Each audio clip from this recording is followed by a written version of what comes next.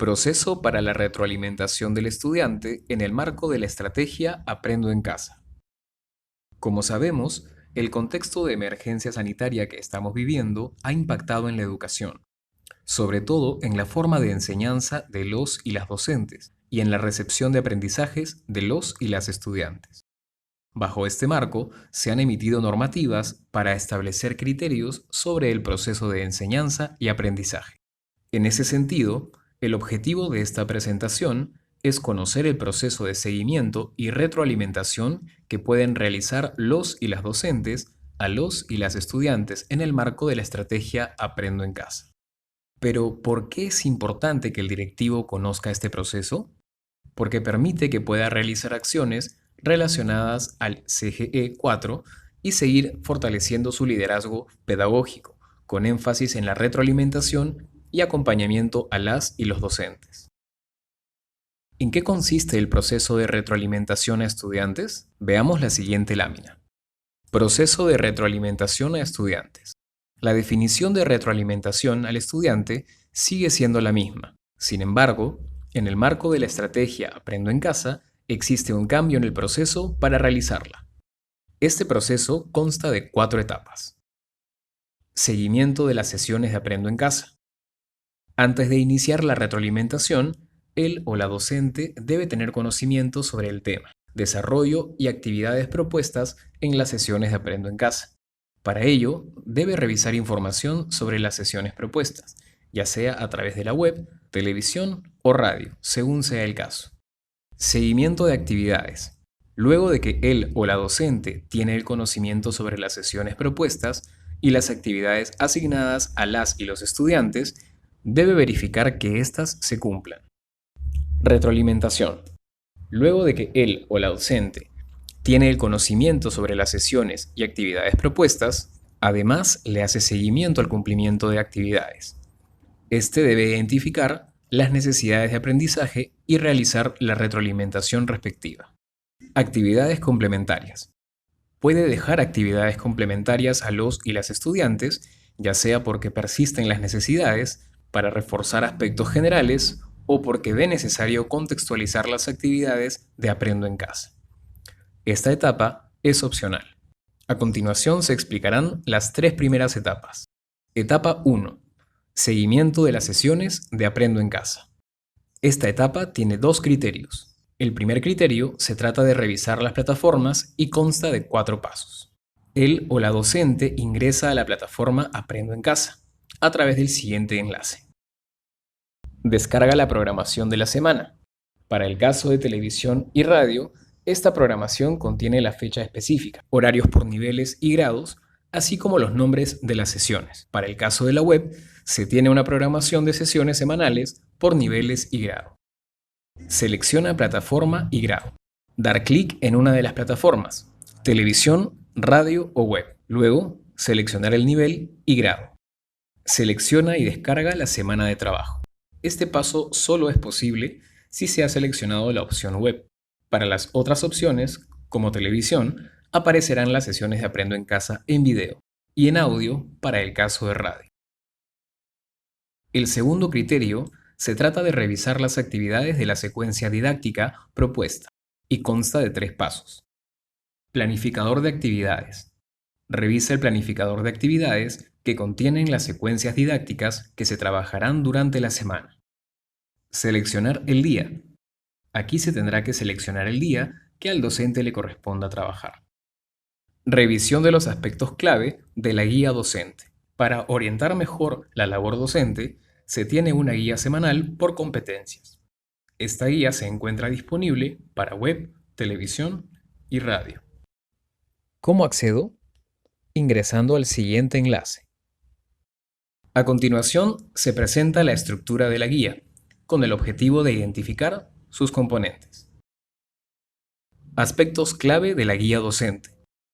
Por ejemplo, en la siguiente guía de docentes para la plataforma de televisión, identificamos lo siguiente. Vamos a desarrollar un proyecto integrador. Articula las áreas de ciencia, tecnología y ambiente y matemática. El propósito de la sesión es que los estudiantes propongan acciones para aportar en la construcción de un mejor país, donde todos y todas podamos vivir en armonía. La situación en la que se enmarca el proyecto es el método científico, el cual permite indagar sobre información de los intereses de las y los estudiantes, tomando como referencia los aspectos tocados en la clase anterior. También identificamos el programa con el nombre de las sesiones por día. Identificamos las competencias priorizadas a trabajar durante la semana. Evidencias de aprendizaje. Identificamos las evidencias de aprendizaje que tienen que ser desarrolladas por las y los estudiantes y a su vez encontramos los criterios de cómo evaluarlas. Identificamos también los enfoques transversales para la semana de trabajo, recursos que necesitará la o el estudiante. Por último, identificamos los enlaces de referencia para la o el docente en torno a la estrategia de educación a distancia denominada Aprendo en Casa. A continuación, veremos lo relacionado a la segunda etapa denominada Seguimiento de actividades. Esta etapa tiene un solo criterio: revisión y seguimiento al cumplimiento de actividades. Buscamos que él o la docente verifique el cumplimiento de las actividades planteadas en la estrategia Aprendo en Casa. Para ello, realizamos el paso 1, recepción de evidencias. Antes de iniciar la retroalimentación, es importante que él o la docente recepcione las evidencias sobre el cumplimiento de las actividades. Además, es importante tomar en cuenta que se pueden recepcionar en diversos formatos, como fotografías.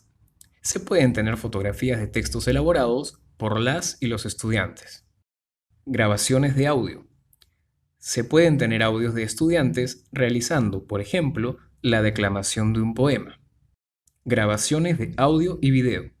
En este formato podemos recoger información, por ejemplo, de realización de entrevistas de las y los estudiantes. Llamadas telefónicas. Aquí el docente, mediante una serie de preguntas, puede recoger información del cumplimiento de actividades de las y los estudiantes. Mensajes de texto. En zonas de poca conectividad también se puede recoger información de las evidencias de aprendizaje a través de este medio. Luego de que la o el docente ha recepcionado las evidencias, puede organizarlas de la siguiente forma. Paso 2. Organización de evidencias. Carpetas.